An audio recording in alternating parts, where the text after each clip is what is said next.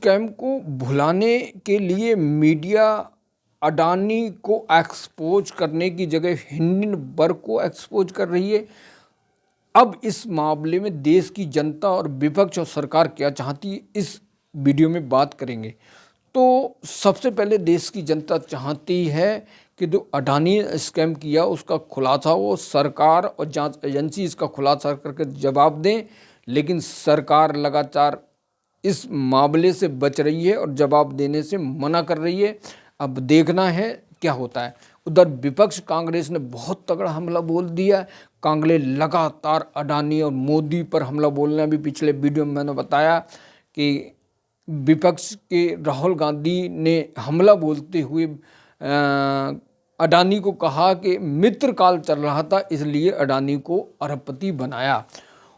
उधर जब बीजेपी के प्रवक्ता ने उसका जवाब देते हुए कहा कि राहुल कांग्रेस में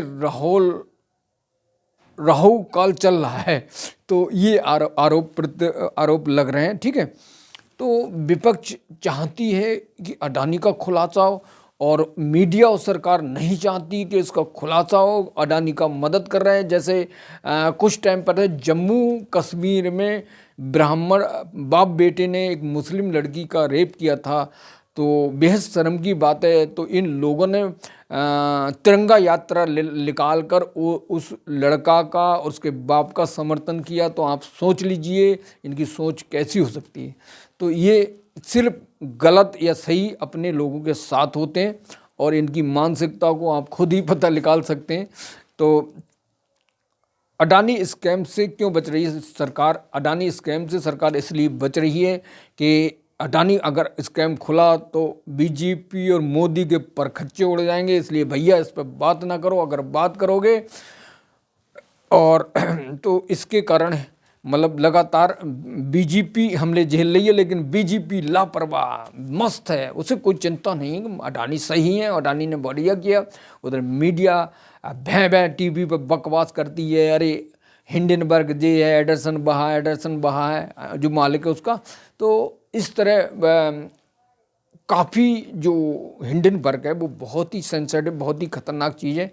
तो वो इस अडानी को ख़त्म कर गया और ये बहुत समय तक इसका क्राइसिस बरकरार रहेगा 2024 तक, चाहे कुछ भी कर लें, ये मैं दावे से कह रहा हूँ।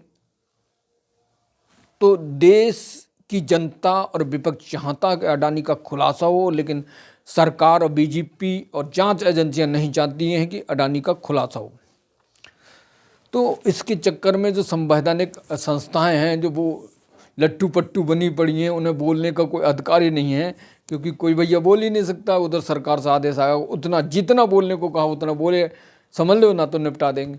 अभी मैं बात करता हूँ, वो अभी जो केंद्रीय वित्त मंत्री ने जो बजट दिया था उसमें लिखा कि आय दुगनी हो गई और इतने लाख रुपए देना है और लोगों को खाना फ्री मिलेगा, राशन फ्री मिलेगा। तो वही बात फिर याद आ जाती। पुन प्रसाद जोशी एबीपी न्यूज़ में पत्रकार थे, उन्होंने जाकर जो मोदी जी ने कहा कि भैया किसी महिला तक की आय दुगनी हो गई है, हाँ हो गई है, तो इनने पीछे जाकर जब इंटरव्यू लिया तो बोले कुछ नहीं, हमसे झूठ बोलने को कहा, हमने झूठ बोला, कोई आय दुगनी नहीं हुई। तो इसमें उन्हें चैनल से निकाल दिया गया।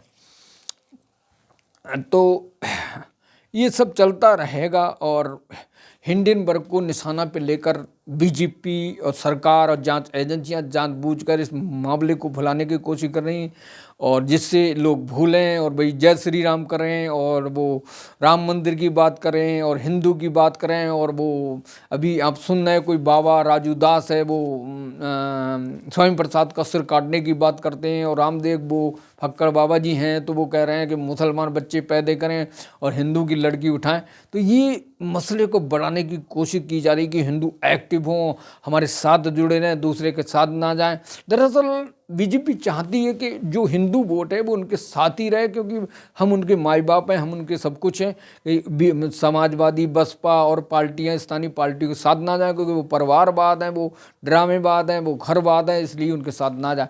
तो देश की जनता को सोचना है कि हमें क्या करना है फिलहाल ना। तो हमारे साथ जुड़ रही है बेहतरीन धमाकेदार न्यूज़ के लिए। SB Sagar 44 YouTube channel and TPN news को तुरंत सब्सक्राइब करें और लाइक करें वीडियो को। Thank you so much watching it.